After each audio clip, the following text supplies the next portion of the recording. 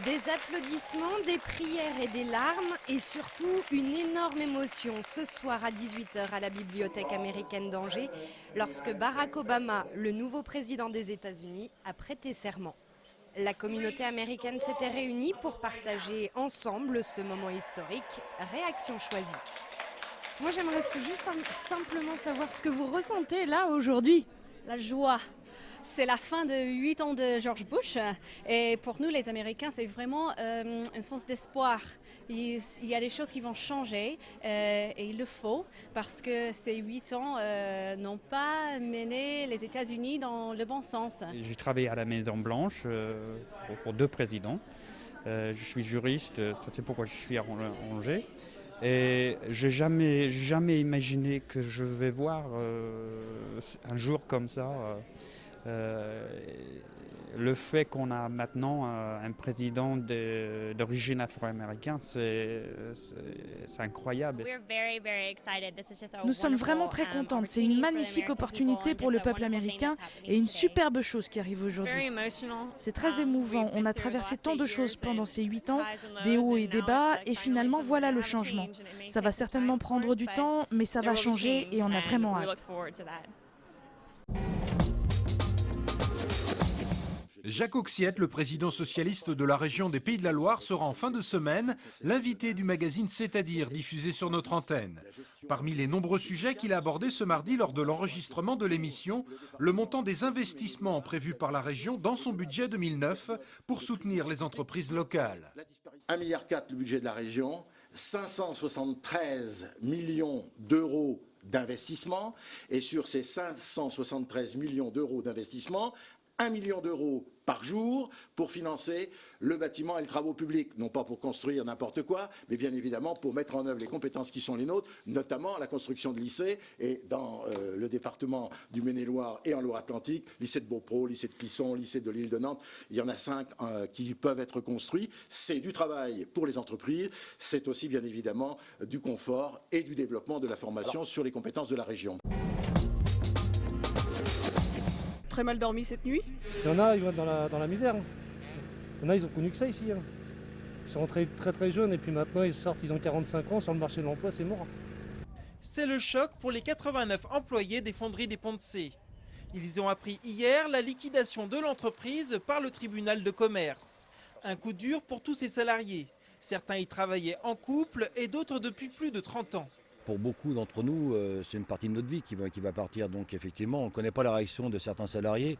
Mais bon, on en connaît qui, effectivement, on craint le pire parce qu'on ne sait pas ce qu'ils vont devenir et ils sont prêts à tout pour certains.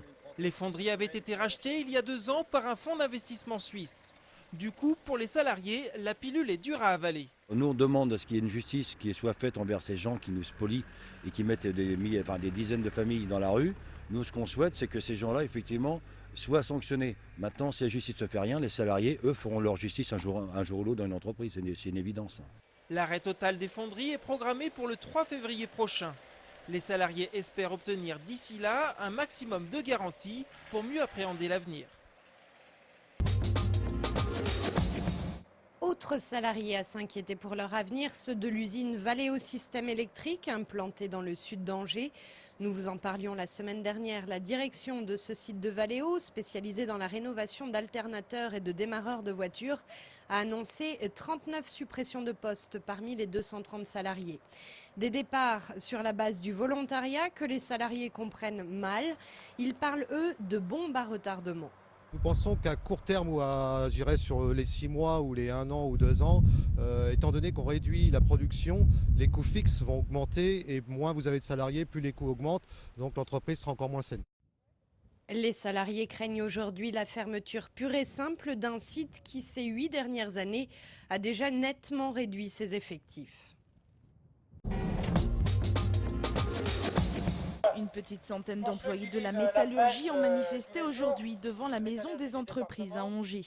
Venus de l'ensemble du département, les mécontents représentaient Valeo, Bosch, Scania, Bull, NEC, grosses et petites entreprises concernées par la métallurgie. Les syndicats demandent une revalorisation des salaires plus importante que celle qui vient de leur être accordée. Compte tenu de l'inflation que subissent les salariés aujourd'hui, ces propositions étaient tout à fait inacceptables. Et puisqu'on parle de crise et puisqu'on parle de nécessité de la relance, absolument inadapté à une relance économique par l'augmentation de la consommation. Les représentants syndicaux ont été reçus cet après-midi par la Chambre patronale de l'Anjou. Ils demandent une réouverture des négociations. C'est la fin du film radio au CHU d'Angers. Depuis 2 ans, un logiciel informatique remplace progressivement les nombreuses planches de films produites. L'époque où il fallait parcourir des kilomètres d'un bout à l'autre de l'hôpital pour récupérer les films d'un examen est amenée à disparaître. Désormais, lorsqu'un patient passe une radio, une IRM, une échographie ou comme ici un scanner, les images de l'examen sont sauvegardées dans ces baies électroniques.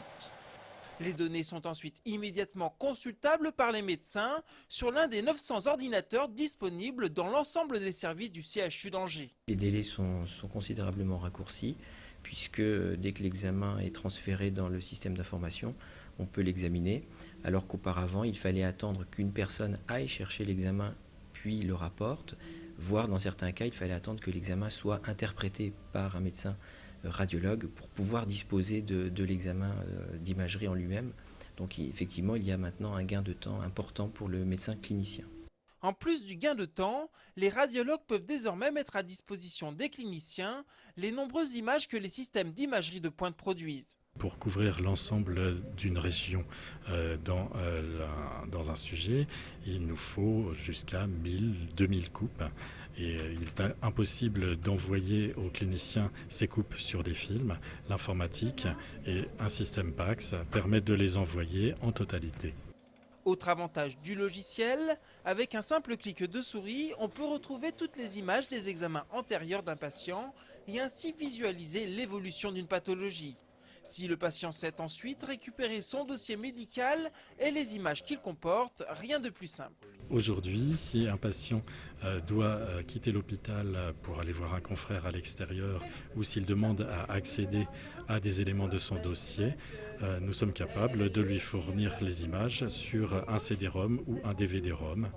En 2008, près de 20 millions d'images ont été produites. Le passage au numérique permettra désormais d'économiser 200 000 € par an.